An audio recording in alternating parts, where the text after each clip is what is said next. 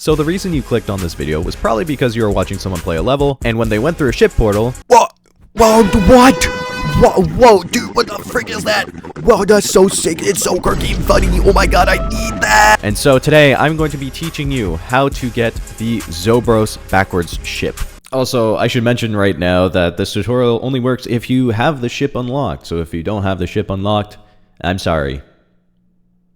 So the first thing you're going to need is paint.net. You could just go to paint.net, click up here for the download, and then download the .pdn right here. Once you have the app installed, you're then going to want to go to your local disk, program files, Steam, Steam apps, common, geometry dash, resources, icons, and then just scroll all the way down to get to the ships, and then find ship 17, the Ultra HD one. So as you can see here, I've already done it, but I just had a copy here that I'm going to use to try to illustrate how to do this. So the first thing you're going to want to do is go up to image and then flip horizontal. Now, if you go into game right now, the ship is most likely going to look pretty broken. So you're going to want to select the top here, going to want to drag it over, make sure not to like move it up or down like that. Don't do that. That is not good. You just want to drag it to the left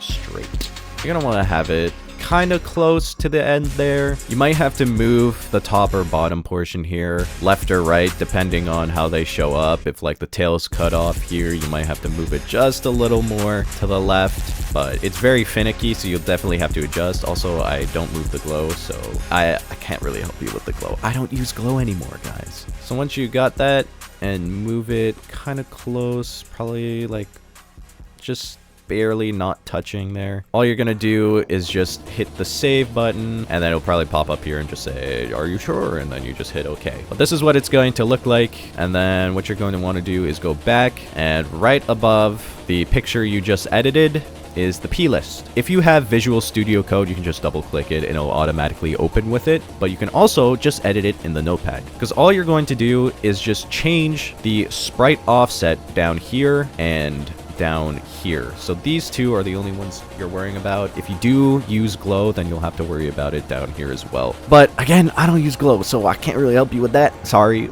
But it's basically the same. You might have to just move it on the PNG to the left more. You're definitely going to have to experiment just by changing the X integer on these two here. It'll take a lot of trial and error to try to get the ship centered to the cube just to make it look good. If I had these on like what it normally is, I believe it's -8 and 0, it's gonna look like that. You see the tail's kind of cut off there. I mean, the normal outline is fine, but man, does it look weird. But yeah, it's also not really that centered the way I found when I was moving the sprite around. Like the ship cube would kind of poke out at the back of this like fin there, so you really gotta kind of mess with the offset here, and I found the best one for me was 2 and 5. You'll probably have different offsets depending on how you change the PNG. All you really have to do is just change these integers until you like what you have. And yes, you'll have to close geometry dash every time you want to make a change, which is kind of annoying, and I had to open geometry dash like 40 times just to make sure I liked it. But hey, at least in the end, you will have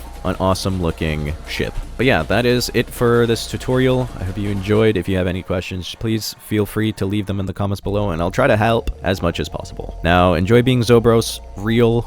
Yeah. Bye-bye!